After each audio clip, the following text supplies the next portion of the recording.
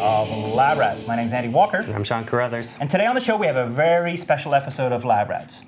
One of the types of Lab Rats that you guys email us all the time and say, give us more of that.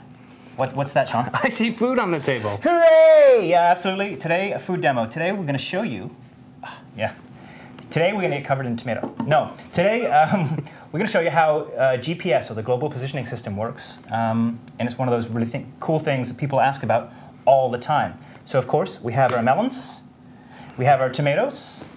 Birthday candles. And a little bit of cake mate icing. So I can't wait to find out how this all fits together. Very good. But first, of course, let's check out a message from our sponsor, and we'll be right back.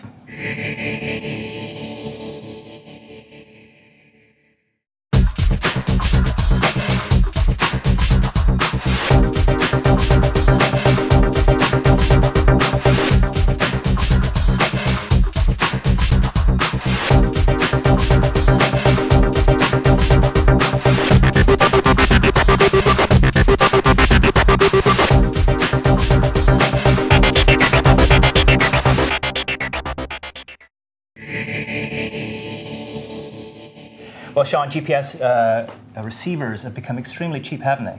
They've been incredibly cheap. I guess there's a number of different ones that are out there. I mean, the ones that go into your car have full color screens. Still a bit expensive, but you can now get for $100 even get something that you hold in your hand and walk around with, and something that you can put on your wrist or your arm. They're just all over the place now. Right. You have their what kind of model is that? Is that the Navman? This is one of the Navman models out here. This one actually has a little digital camera built in. Oh, cool. But we'll get into that a little bit later, I guess. And then I have right here something called the Mio DigiWalker C710. So we'll talk about these guys in a minute, but these are the guys that actually will show you where exactly you are on the planet and how to get from point A to point B. So, but first... I rarely have a clue where I am. Today you're on Lab Rats, episode 48. Oh. All right, so let's have a look at how GPS works. So I want you to, and you have to use your imagination on the show, as you usually do anyway. I have a couple of melons here. Now, this is not fruit. As much as you might be tempted to believe it is fruit, this is actually planet Earth. One of them is actually, and we have a backup in case planet Earth... we could use one of those. We could use one of those, yeah, backup planet Earth. That's true.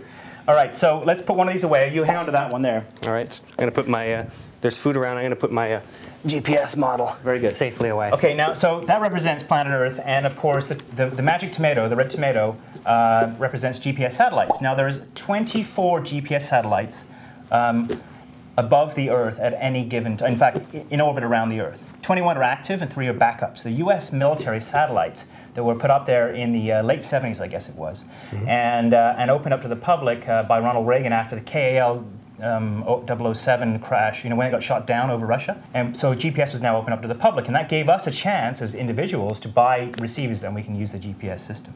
So these little guys travel around the Earth in a constellation in various orbits at all times.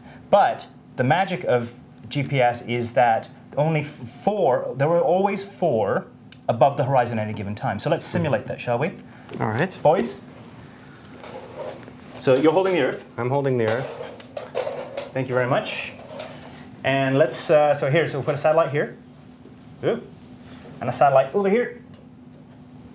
And we'll put one more satellite right over there. Over there. All right. Okay. Now, there's only 3 because, oops. Your satellite fell down.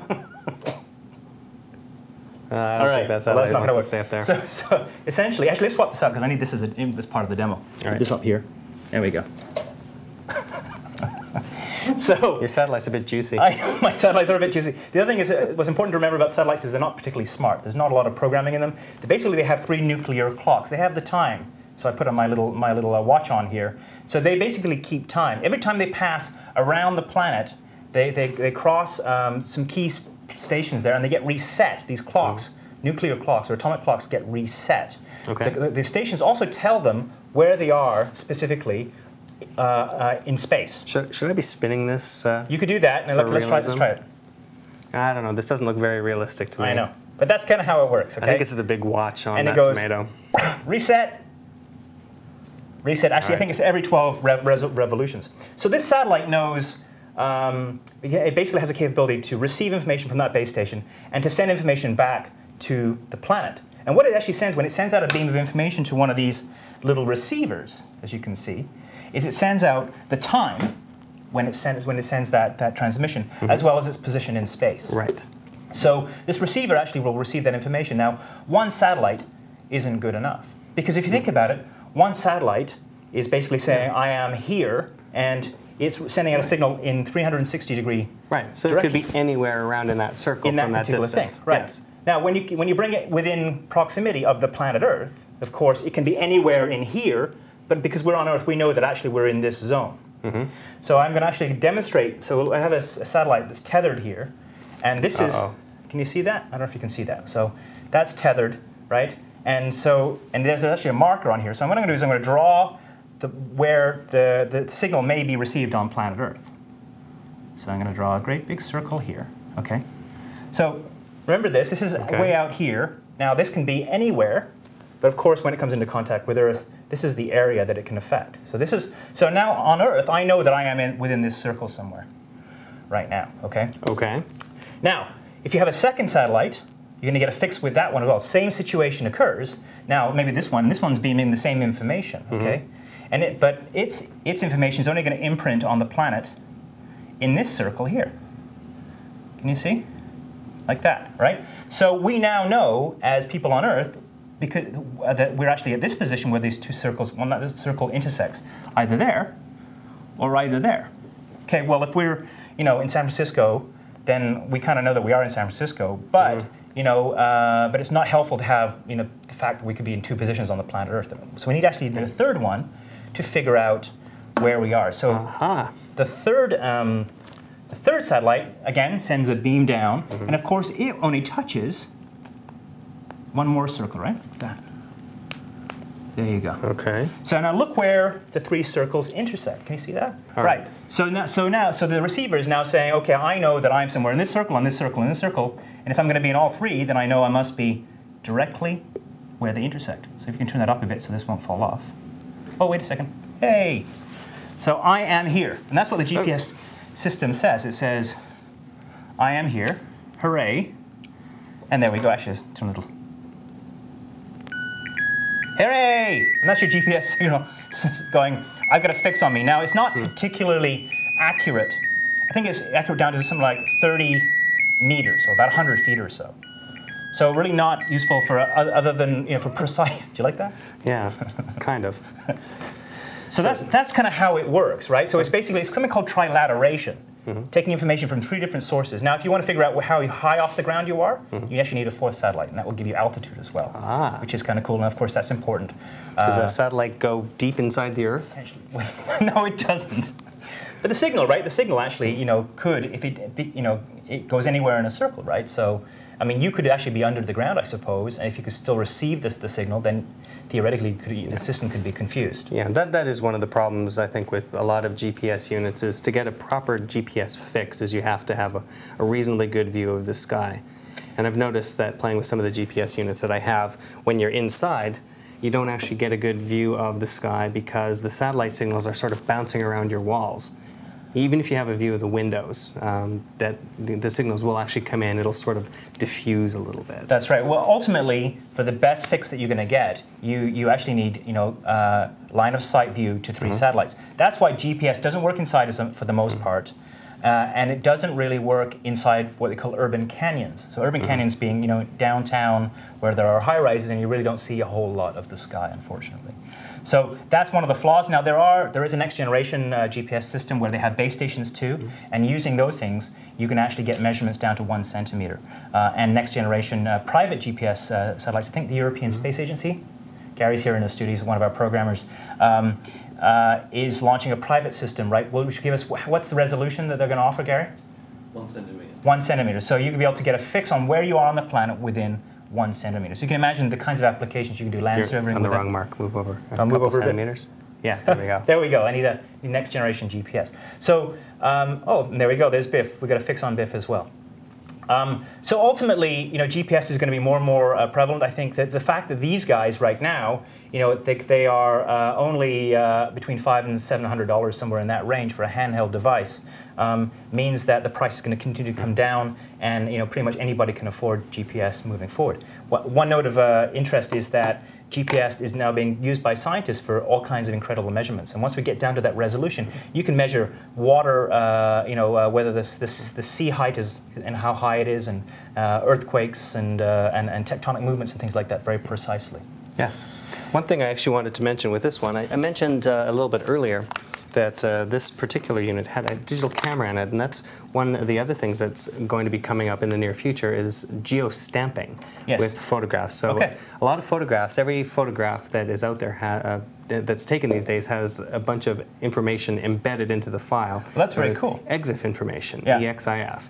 And one of the tags that is going in there is location. And one of the standard formats that will be in there will accept GPS information. So if you have a GPS attached to your camera, it'll automatically save that information in there. Now this one right here will do that as well. You can take a picture, tag it on your GPS map, and then it'll say, okay, this was taken here. Well, that's very useful. For, let's say you shoot a whole load of pictures. You can actually say, give me all the pictures in a grouping based on their location. So you know that these pictures were shot and can automatically be gathered at the beach, and these ones can be, you know, at home with grandma or whatever, you know, the circumstance could be. Right. Or it could be as simple as, I took this great picture, but I have no clue where it is. I want to go back there. And now you can look at that information that's on there, and if you have it down to the centimeter, well, you know exactly where to go back. Take me back to the ice cream stand where I got the Christmas cake flavored ice cream. I mean, how many times have you been in a city that you're not 100% familiar with, like say New York City, and you remember that you were at this one place beforehand? This really great Ukrainian restaurant that does the most fantastic mushroom and bulgur pierogies. You think you get a GPS fix on pierogies? Right, so you can take a picture of the pierogies and then save it in here, geostamp it, and now you know exactly which corner that restaurant is at. Ah, technology! What innovation! That's great. No, that's very cool. I mean, and you can think of all kinds of great applications for that. Now, GPS devices these days aren't just about finding your way. Of course, now they're actually used. This guy, for example, let's see if we can get this up here. It has a movie player as well, right? So this guy, you know, will actually put it in this camera here. It actually has a movie player, an MP3 player, and a photo viewer as well. So, you know, if you know your way, you can hand this to the kids in the back of the car and get them to, you know, watch a movie, for example, or listen to music, or see photos, you know, that you've taken with this GPS-based camera. Right. One of the things that we've talked about here as well is location and finding it, you know, whether that's going for the pierogies or just finding your directions down the street to another place that you have to go. But one other application for GPS has been, I mentioned armbands. So you can have an armband receiver, and that's all it does is it receives. It doesn't tell you where you are, but what it can tell you is if you're jogging, for example, if you're training for a marathon, it'll tell you how far you've gone, what your general speed is, and based on the time you've been out and the distance you've run, it can tell you how many calories you've burned. Oh, wow. That sort of thing. Yeah, yeah. All kinds of applications. Watches, I think, of about $500 that do that these days. And of course, there's a company called Wearify out there in Silicon Valley. I haven't looked at them lately, but I know that they used to make armbands or watches for kids. So you can actually geolocate your child if they get abducted or if they just happen to be out and about or whatever. So, anyway, let's take a look at, well, let's don't eat the props. One of your satellites has gone missing. That's right. Unfortunately, the GPS system is now down to 23 satellites because somebody ate one. Should leave this out on the table for a while. It's a little bit hard. All right. Well, final words after this.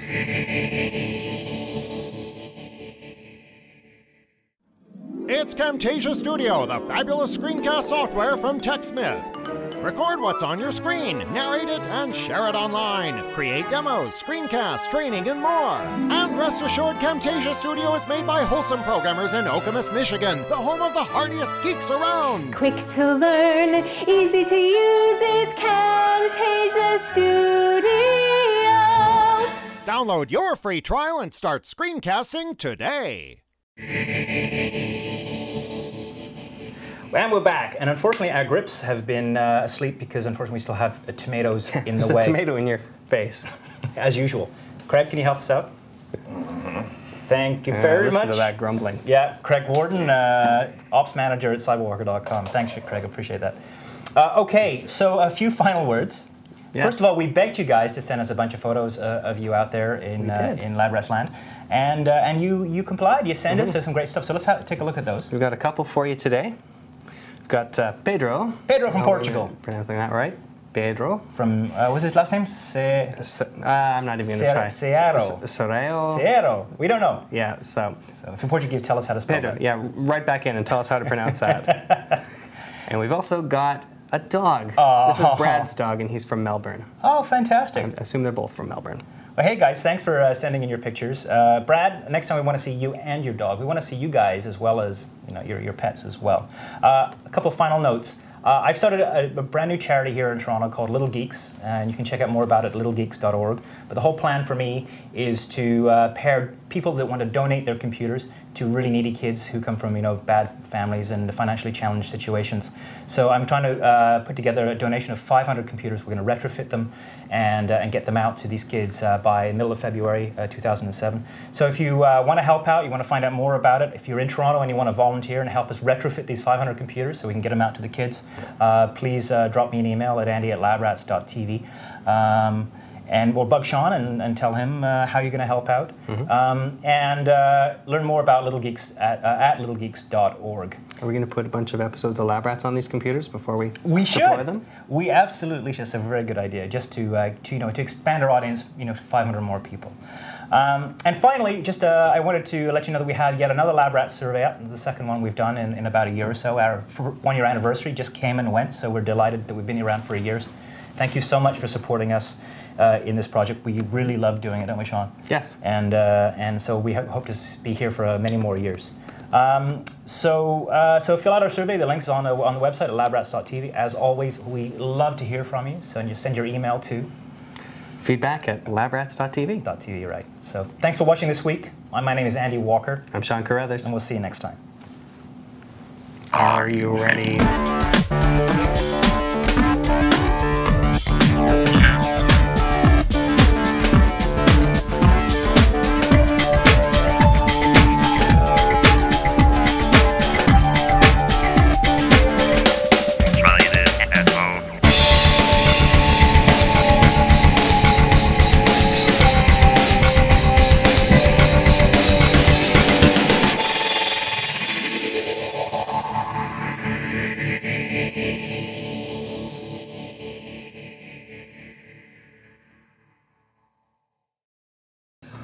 So Andy, gets put back.